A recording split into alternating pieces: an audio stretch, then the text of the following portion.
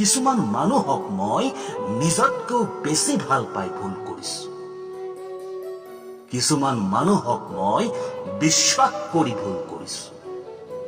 কিছুমান মানুহক মই মৰম কৰি ভুল কৰিছো। কিছুমান মানুহক মই মোৰ সৰ্বোচ্চ বুলি ভাবি ভুল কৰিছো। সেইজনক ভাল পাই কি লাভ যিজনে মোৰ ভালপোৱাবোৰকে অৱহেলা কৰিলে? সেইজনক বিশ্বাস কৰি কি লাভ যিজনে মোৰ এই বিশ্বাসক বিশ্বাসঘাতকতা কৰিলে? সেইজনক মৰম কৰিনো কি লাভ যিজনে মোৰ এই নিস্বাৰ্থ মৰমবোৰৰ মূল্য দিব বিচাৰে?